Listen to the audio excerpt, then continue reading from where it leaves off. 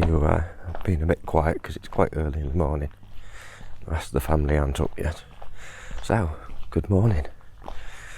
You join me today. I'm about to start my Class 1 training. I'm open the gate and get out. It's going to be an interesting day. I'm on the morning slot from 8 until 12. So 4 hours. I've got 3 full days or 3 half days of training, doing 4 hours a day, and then the 4th day out for a practice drive and my test. So I'll let you know how it goes. Catch you later.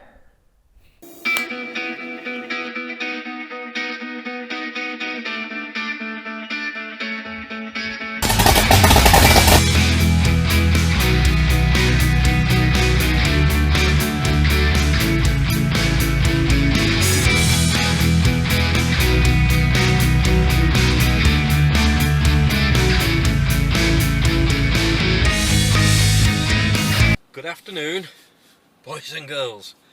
Right, so let's just get moving. I've had my first day on the road training with Chevron in Flint, or Waggles, in a Class 1 HGV, and I just thought I'd give you a little update on how my career training's been going. So I don't know if you've been following my channel, but I passed my Class 2 test about 10 weeks ago, and I've been working for agencies doing recycling bin trucks, been doing working for a truck hire company, moving trucks around and pickup trucks and stuff like that.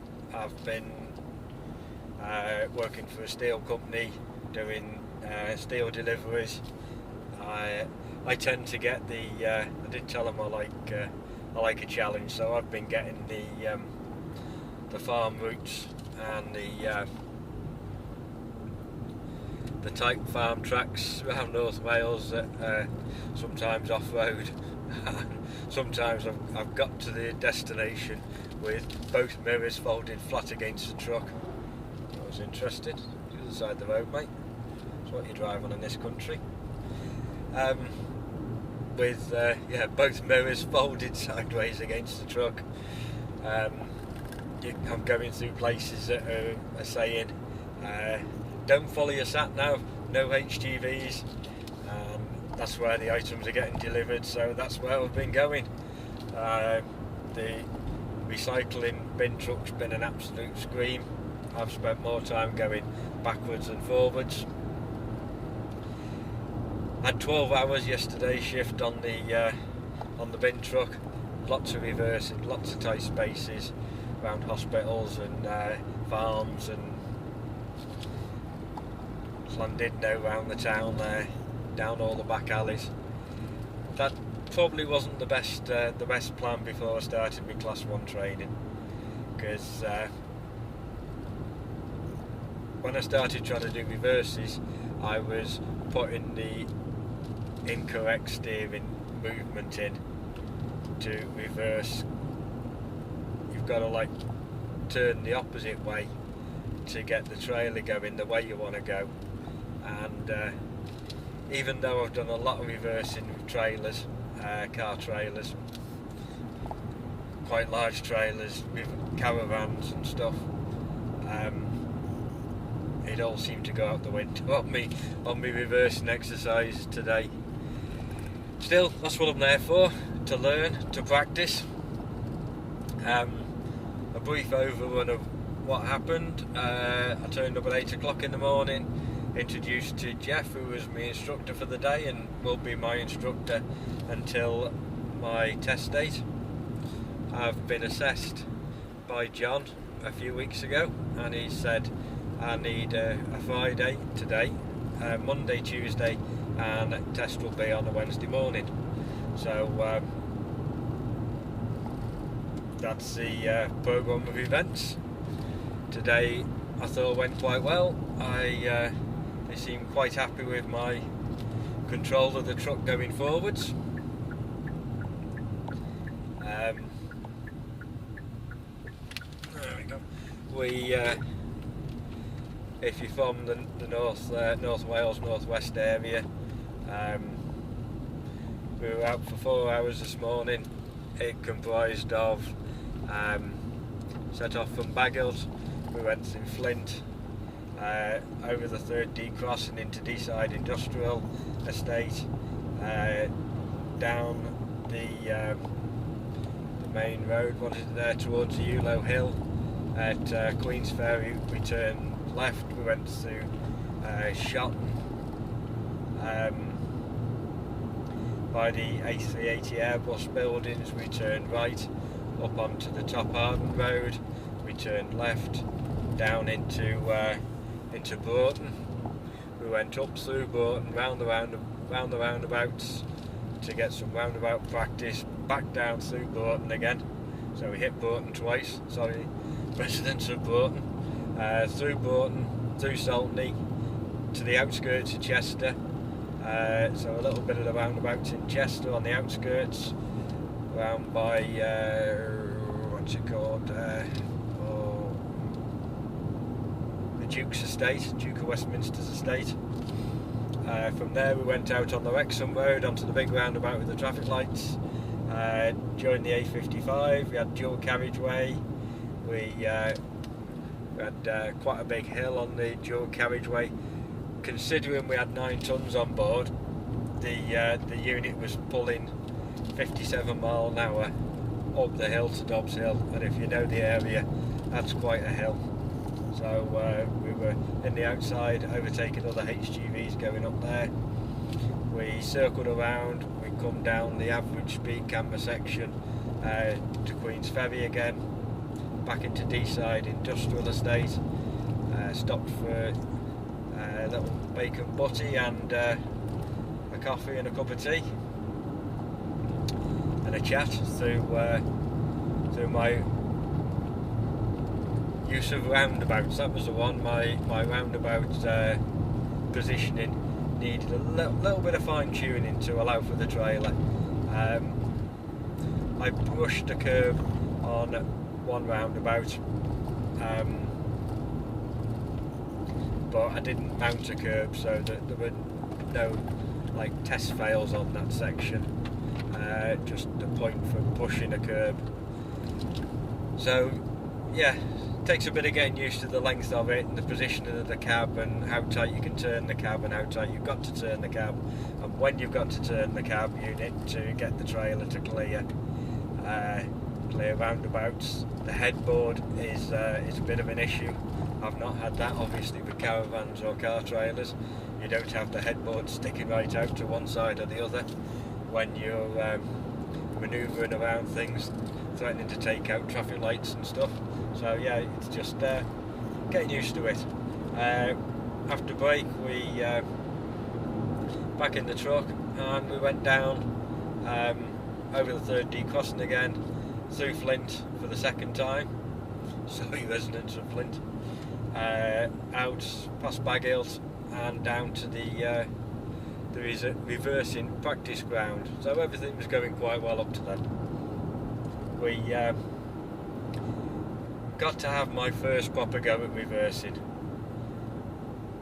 My first attempt was dire, so I didn't even complete the straight line reverse. Went forward again, straightened the trailer all up again. Then and normally I can just reverse little car trailers and big car trailers, you know, I just, anyway. So we straightened up again, and what I've discovered is everything has got to be perfect. You've got to, your setup is critical. it's got to be inch perfect with the positioning of the truck. It's got to be completely straight down both sides of the truck, and if you start like that in a good position, you've got a much better chance of a good outcome at the end. If you're an inch or two out at the start of your reverse, you're quite likely to be a foot or two out at the end of your reverse. So my first attempt was a complete abomination. My second attempt was I reversed straight, sort of ish, bit of snaking, overcorrecting all the way, got it together in the end, pulled forward, went to do the shuffle back into the position alongside the it's like in the next bay to what, to the left or the right the position, and overcooked it because I put the wrong turn in, probably because I've had 12 hours reversing rigids the day before, and it just second nature just to back it up, don't mess around, back it up, and anyway, that didn't help, so I had to put a shunt in and I got it back. My third attempt at reversing, I started off quite well. It all went to pieces with overcorrections, pulled it all back together again, managed to complete manoeuvre without a shunt in it. At this point, Jeff jumped back in the tractor unit with me. We pulled forward, I reversed straight line back. He jumped in the tractor unit with me to help me position the trailer and tractor unit, when to put steering movements in, when to not put steering movements in, to get the whole unit lined up in a perfect start position to get better results. And on that reverse, I managed it better. Managed it first time, slowed it down a lot more, slowed it down to a ridiculous amount, so it was just crawling, and then my brain and my hand-eye coordination was working better, and we got a good result on that one. It's exactly what they say. It's exactly what they say. It's you've got to slow it down, take your time, tiny inputs. It surprised me how small the inputs were you put in to get such a huge effect on the rear end. Anyway, that's enough talking about my rear end. So I enjoyed the day. Chevron, really helpful. The Jeff, fantastic guy, spot on with the advice, spot on with when he told me what to do, what he told me to do. I just need to pay more attention. I'm going to be hearing him in my sleep shouting at me, "You're in an Arctic, you're in an Arctic, you're in an Arctic," continuously every time I put the wrong steering correction in when I was reversing. So you know the score. I'll keep you up to date on how my training's going, how my driving career's going. So if you're liking it, give us a thumbs up and hit the subscribe button. It doesn't cost anything. It does help the YouTube algorithms on for other people to find my videos, that it might be of help to them. Any comments you think might help, put them in the comment section down below. I'm definitely up for help and assistance on that one. It feels like I'm counting down now. It's yeah, I've got 2 more days, 8 more hours driving, and then I drive out in the morning and my test. And from what I've been hearing, the Class 1 HGV test only has a 30% pass rate. which, considering that everyone that takes it is an experienced car driver, class 2 driver, before they even go for it, it's going to be a toughie. So I'm going to need all the luck I can get. Right, waffled on long enough. See you next time. Take care.